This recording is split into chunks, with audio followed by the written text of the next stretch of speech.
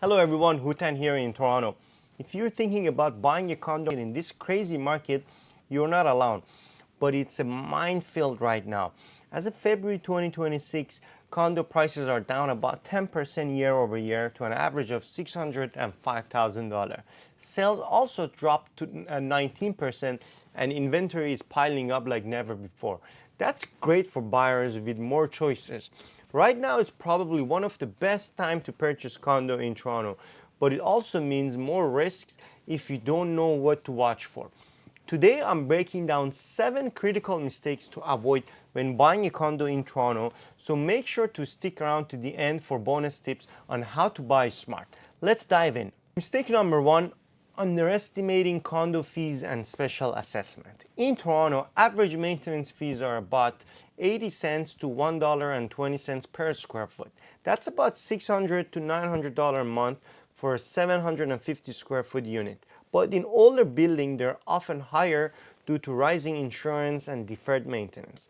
First, you need to understand what's included in the condo fee. Sometimes there's hydro and gas and water included. Sometimes nothing is included.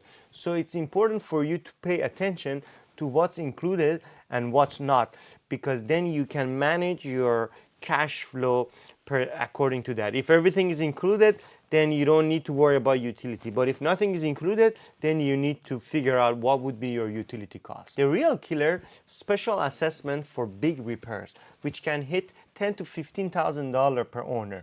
With the market slowdown, many boards of condos are hiking fees to cover shortfalls. In some cases, I've seen buyers got slammed with 20 to 50% increase in maintenance fee in new build. Always budget 10 to 20% extra and review the reserve fund before you purchase a condo.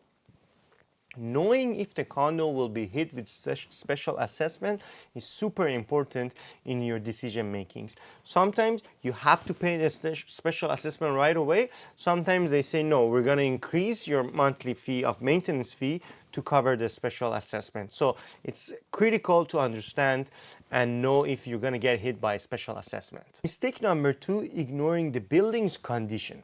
Older condos from the 80s or 90s often have plumbing issues, mold, or sometimes foundation cracks that cost $20,000 to fix. Even newer ones skimped on soundproofing. Think hearing your neighbors every move? In this oversupplied market, some buildings are blacklisted by banks due to systematic problem. Always get a professional inspection. Skipping it is a recipe to regret. I know people are not used to getting inspection on condos, but believe me, it'll help you make a wise decision, especially if you're looking to purchase an older condo.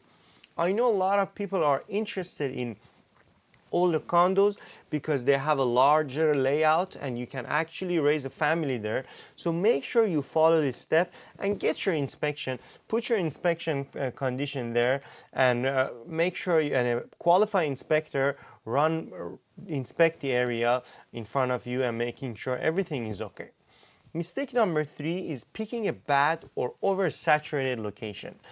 I see that a lot happening in some areas in downtown Toronto or like in Midtown.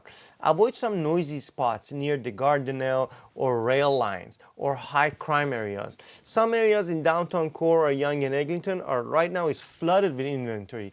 Resale is going to be brutal with sales 90% below peaks.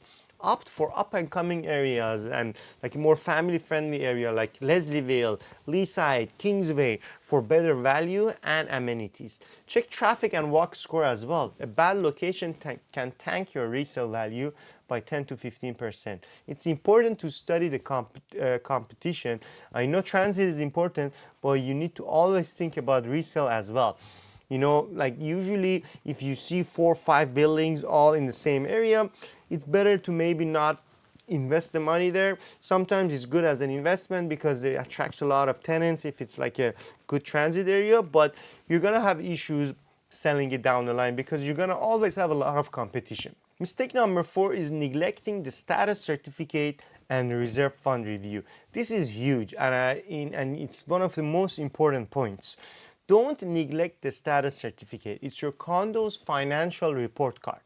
It talks about operating costs and reserve fund. About 40% of Toronto condos have underfunded reserves, leading to fee hikes in the future. Looking for lawsuits. Low owner occupancy, for example, 60% means more renters, therefore it'll be more wear and tear. So make sure you know what percentage of it is tenants, what percentage is owner occupied. Look for liens from contractors or other service provider. This could bite you in the back later.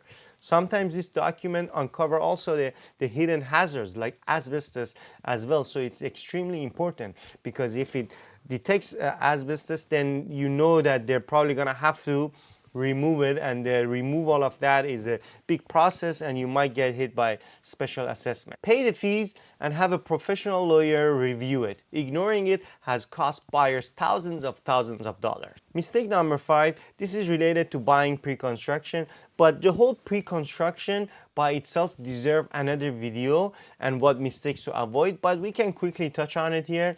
You don't want to buy pre-construction just blindly. Delays are rampant. Projects running months or years late, and you have to deal with like occupancy fee during the occupancy period, and then there is extra closing cost and levies on closing, so you need to consider all that stuff. Defaults are also at 30% right now, and developers are sometimes they change layouts or amenities without letting you know.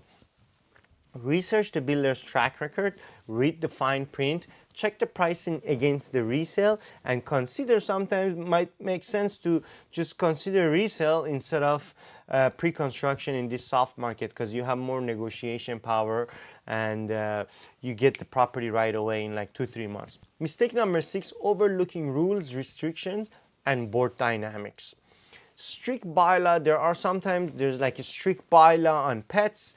Airbnb or renovations can cramp your style. Low owner occupancy leads to negligent boards, so you're at the mercy of the votes. There are also sometimes drama with respect to the board, so it's important to review the bylaw clearly at the early stages, and if you can attend the meeting if possible.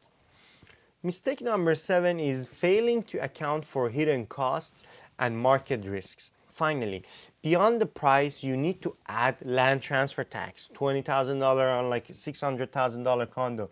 There's also closing costs anywhere from 1 to 3%, and utilities that are not in the fee. In this market, resale challenges means you might not sell at a loss. Price per square foot are down about 22% to about $800 a square foot. So don't overbid without conditions, and watch the holdover for tenants. So it's important that you consider all these hidden costs: closing costs, extra monthly cost, utility cost, and if you have the unit is tenanted, and how you're going to deal with that. There you have it. Avoid these 7 mistakes and you'll be set for condo success in Toronto. Quick tip: work with a local realtor, get pre-approved, and always do your due diligence. If this helped, hit like and subscribe for more Toronto resale advice. What's your biggest condo fear? Drop in the comments, and see you next time.